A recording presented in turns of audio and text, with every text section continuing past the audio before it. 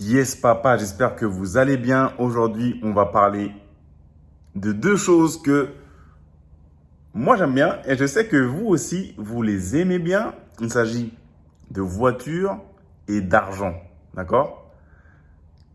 Beaucoup de personnes aiment ça, mais il ne faut pas trop en parler, pas trop les montrer, en tout cas pas trop parler de gros sous en fait. On aime les voitures, mais par contre quand il s'agit d'argent, il ne faut pas en parler.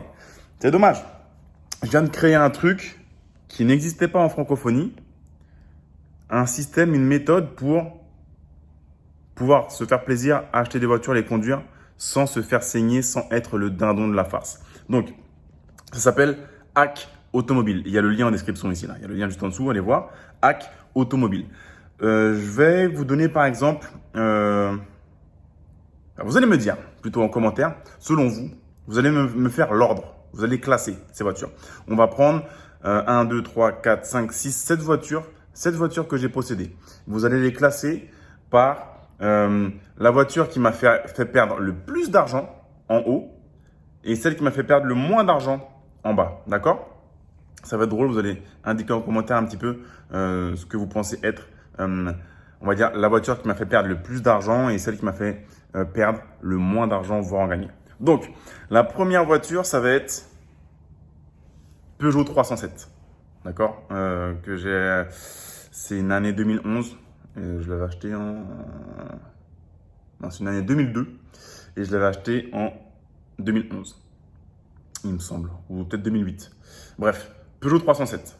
Ensuite, Lamborghini Aventador S. Ensuite, Porsche GT3 991.2. Indice, j'ai commandé une nouvelle GT3 qui devait arriver en mai, mais il y a du retard de livraison par rapport à ce qui se passe en Ukraine.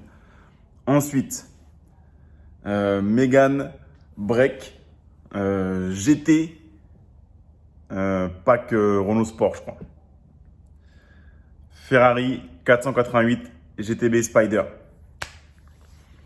Ferrari GTC4 Lusso V12. Elle existe aussi en version V8 turbo, le même moteur que dans la 488, mais moi j'avais la version ici à Dubaï V12 atmosphérique que je regrette d'avoir vendu. Normalement je devais partir de Dubaï, finalement je suis resté un an de plus, donc je regrette vraiment d'avoir vendu cette voiture.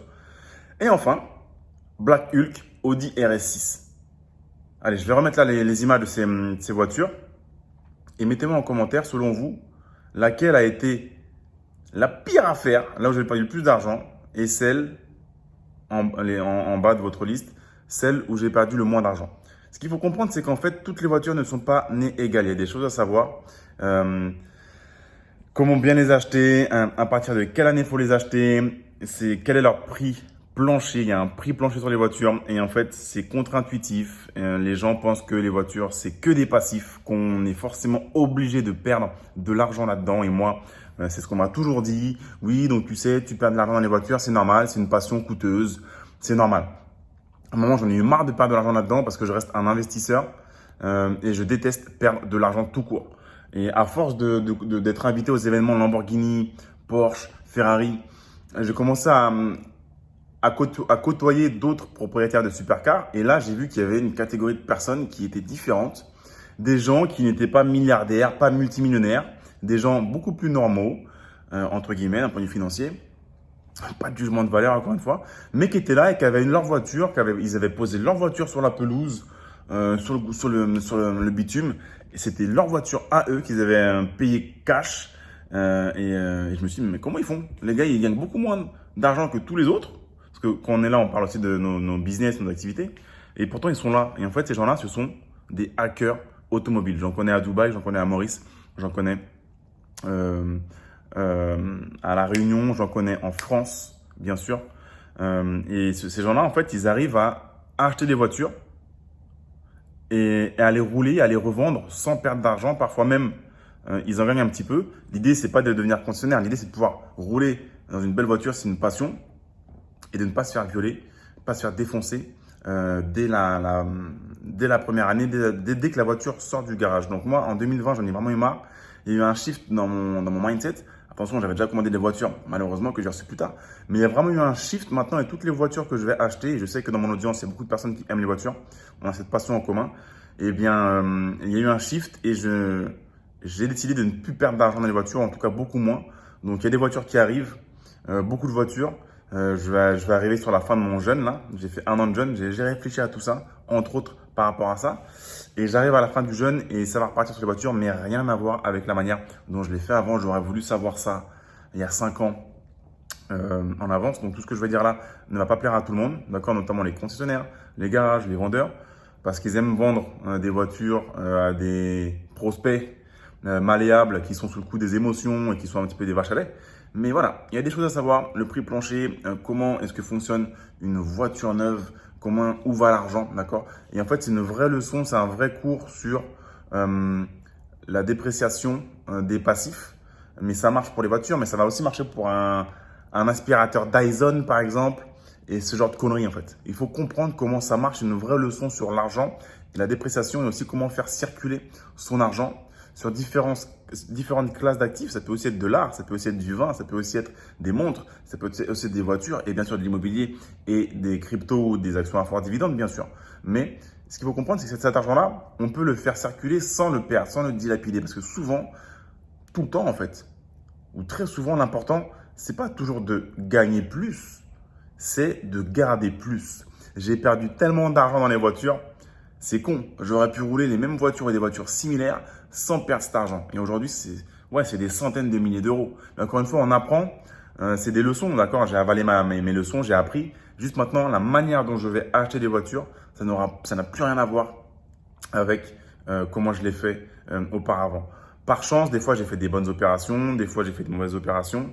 Mais aujourd'hui, j'ai vraiment shifter mon mindset grâce à ces hackers que j'ai rencontrés. Certains sont devenus des amis et maintenant je pense comme eux en termes de voiture. On peut vraiment se faire plaisir, kiffer sans être le dindon de la farce et être celui qui se fait entre guillemets défoncer dès qu'il sort du garage. Et il y a tellement de trucs à dire. C'est vraiment un sujet passionnant. Ça n'existe pas en France. On ne parle pas d'argent sur les voitures ou comment bien acheter une voiture sans se faire défoncer. Mais ça marche également si tu veux juste acheter une Peugeot ou une Renault à 2000, 3000 euros par mois. D'accord? Ce qu'il faut savoir sur les voitures d'occasion et les voitures neuves également, les supercars, les hypercars, c'est quelque chose de passionnant qui n'existe pas en France. Déjà, l'argent est tabou en France. L'argent est très tabou, vous le savez. Les voitures supercars, c'est un petit peu tabou. On va juste en parler comme ça, mais on va juste les montrer, mais on va pas trop parler de combien ça a coûté, ou combien on a perdu, ou combien on a gagné. Très tabou aussi. Donc moi, j'ai réuni ces deux éléments-là. C'est assez contre-intuitif. Dites-moi en commentaire encore une fois votre classement des voitures que j'ai possédées, dont certaines que je possède toujours. Dites-moi un petit peu leur classement par rapport à j'ai perdu beaucoup d'argent avec et je n'ai pas perdu beaucoup d'argent avec. Et cliquez sur le lien en description. Il y a un lien. Vous allez arriver sur une page sandwich Typeform. Vous allez indiquer votre email et là, vous serez redirigé vers la page Hack Automobile et vous allez pouvoir lire tout ça, toute cette nouvelle page que j'ai créée, cette nouvelle méthode, cette stratégie. Et vous allez voir un petit peu comment est-ce qu'en fait, voilà, on peut profiter des voitures et de cette classe de passif, entre guillemets, mais sans être le dindon de la farce, sans perdre de l'argent. Et encore une fois, ça marche, c'est intéressant. Vous devez lire cette page, que vous aimiez les voitures comme moi ou que vous pensez que ce soit juste un simple outil qui permet d'aller à un point A à un point B. Vous devez lire cette page parce que c'est un vrai cours sur l'argent et comment est-ce que vous allez pouvoir faire circuler votre argent et pas forcément gagner plus, mais garder plus. D'accord? Je vous dis, les Français et les gens, les Européens en général, ils ont 1 million d'euros qui passent dans leurs mains durant leur vie active. 1 million d'euros. Le problème, c'est pas combien vous gagnez. Le problème, c'est combien vous gardez. Et dans les voitures que je vous ai montrées là, ça peut paraître insolent, mais par exemple, la Renault Mégane va me faire perdre plus d'argent qu'une des Porsche ou Ferrari qui a été listée dans cette liste-là. Ça peut paraître bizarre, contre-intuitif, mais c'est vrai et ça, personne vous le dira. Merci d'avoir suivi cette vidéo. Laissez-moi un commentaire ci-dessous et allez vite voir. Il y a un lien, cliquez dessus, mettez votre mail, vous serez redirigé vers Hack Automobile, la nouvelle page, la nouvelle méthode que j'ai créée et c'est lourd. Et donc du coup, j'ai créé cette nouvelle formation et il y a moins 50% pendant quelques jours pour fêter son lancement. C'est un truc de ouf, c'est un game changer. C'est un game changer. C'est comme ça dorénavant que moi je vais me comporter avec mon argent quand il s'agit de voiture. J'aurais voulu connaître ça 5 ans, 6 ans avant. J'aurais peut-être... Ouais, je pense que j'aurais...